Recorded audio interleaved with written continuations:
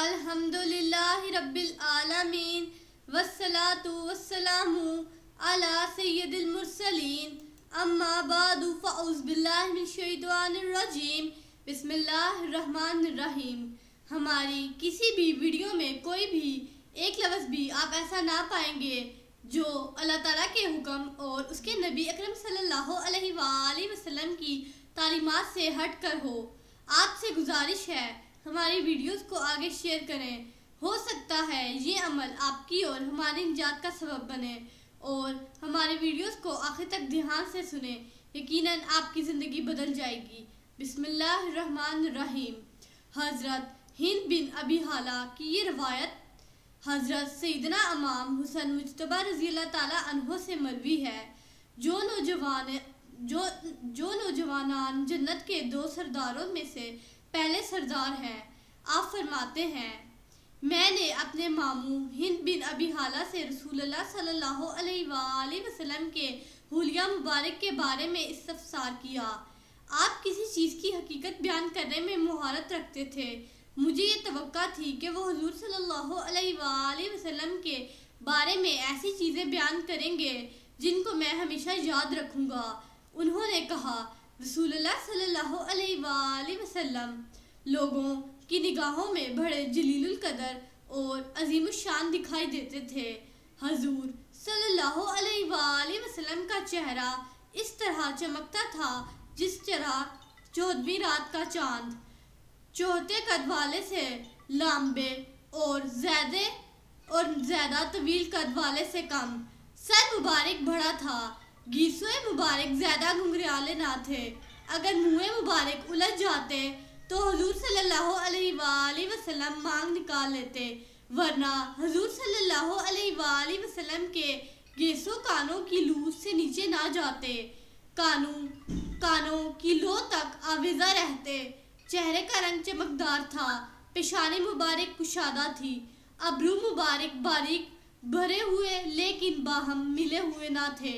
دونوں ابروؤں کے درمیان ایک رگ تھی جو غصہ کے وقت پھول جاتی۔ ناک مبارک اونچی تھی، اس کے اوپر نور برس رہا ہوتا، دیکھنے والا گمان کرتا کہ یہ بہت اونچی ہے۔ داڑھی مبارک گھنی تھی، دونوں رخسار ہموار تھے، دہن مبارک کشادہ اور دندان مبارک چمکدار اور شاداب تھے۔ دندان مبارک کھلے تھے۔ بالوں کا خط جو سینہ سے ناف تک چلا گیا تھا وہ باریک تھا۔ گردن مبارک یوں تھی جیسے کسی چاند کا ٹکڑا ہو۔ تمام اعضاء معتدل تھے اور ان کا اعتدال آشکارا تھا۔ شکم اور سینہ مبارک ہموار تھا، سینہ مبارک کشادہ تھا، دونوں کندھوں کے درمیان کافی فاصلہ تھا۔ ہڈیوں کے جوڑ ضخیم تھے، سینہ کی ہڈی اور ناف کے درمیان بالوں کا خط ملا ہوا تھا۔ اس کے علاوہ سینہ اور شکم بالوں سے صاف تھا۔ دونوں بازوؤں، دونوں کندھوں اور سینہ کے اوپر والے حصے میں بال اگے ہوئے تھے۔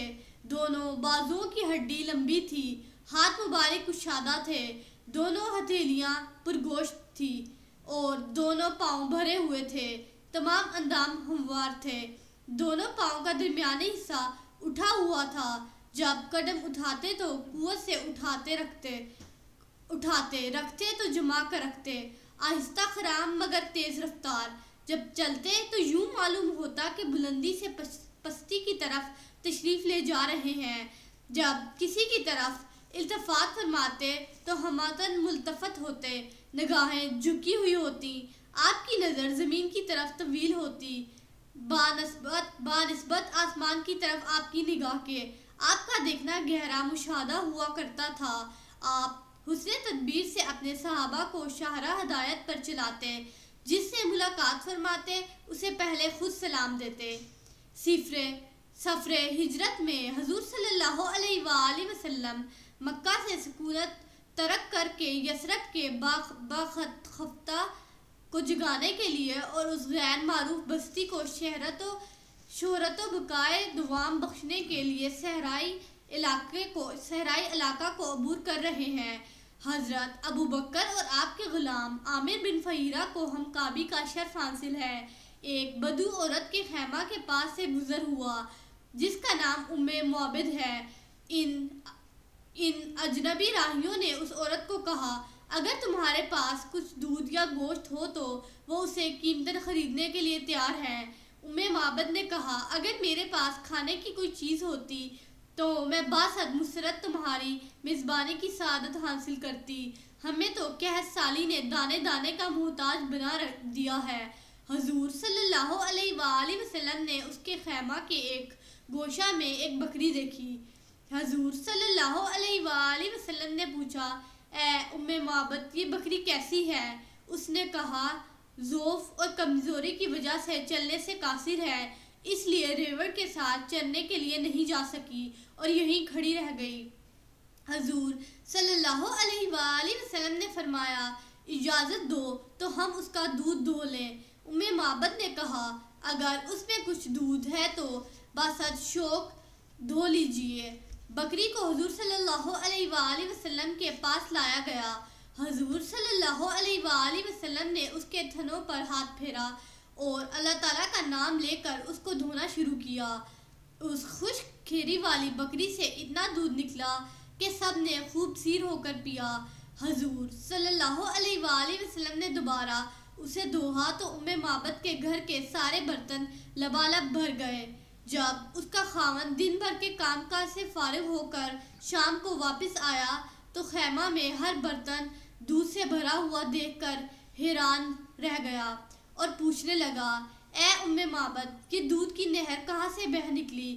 گھر میں تو کوئی شیردار جانور نہ تھا۔ معبد نے کہا، نہیں، باخدا نہیں، لیکن ایک بابرکت ہستی یہاں سے گزری ہے، یہ سب اس کا فیضان ہے۔ پھر اس نے سارا واقعہ اپنے خاوند کو کہہ سنایا۔ خاوند نے کہا، اس بابرکت ہستی کا حلیہ بیان کرو۔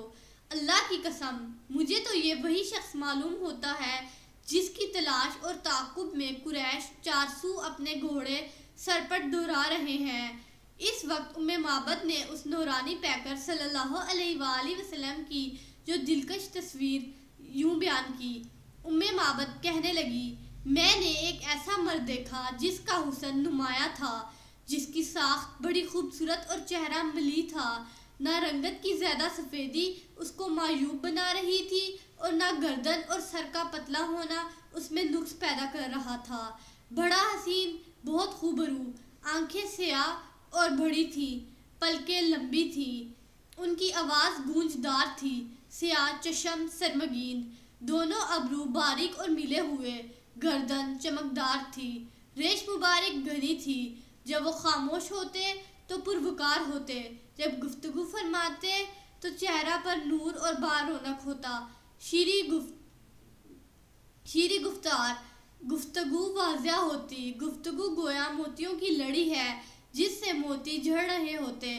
دور سے دیکھنے پر سب سے زیادہ باروب اور جمیل نظر آتے اور قریب سے سب سے زیادہ شیریں اور حسین دکھائی دیتے۔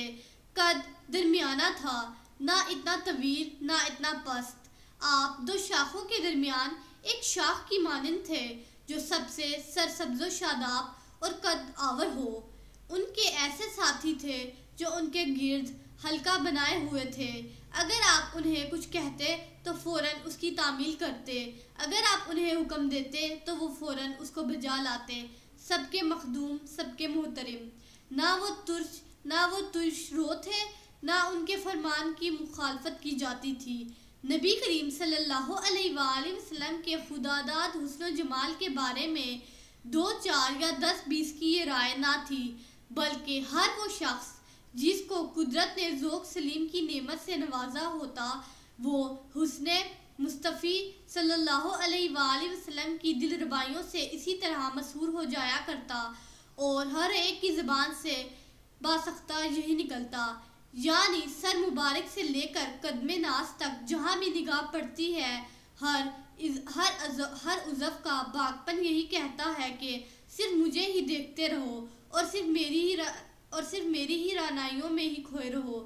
اس مورکا دل بری اور زیبائی کو جو دیکھتا سو جان سے اس پر قربان ہونے لگتا۔ دوست دشمن اپنے اور بیگانے میں کوئی امتیاز باقی نہ رہتا۔ جسمانی خوبصورتی کے علاوہ قلبی طہارت، روحانی پاکیزگی کے باعث رخ انور پر انوار و تجلیات کی ہمہ وقت بارش برستی رہتی۔ اس نورانیت سے متاثر ہو کر معبد کی زبان سے بے ساختہ نکلا تھا: جبین سعادت چمک رہی ہے، چہرہ نور سے دمک رہا ہے، بائیں ہمہ نہ غرور ہے اور نہ نخوت۔ جمال مصطفی صلی اللہ علیہ وآلہ وسلم وہ پیکر حسن تھا جس میں کمال کشش کے ساتھ ہیبت و وقار کی حسین آمیزش تھی۔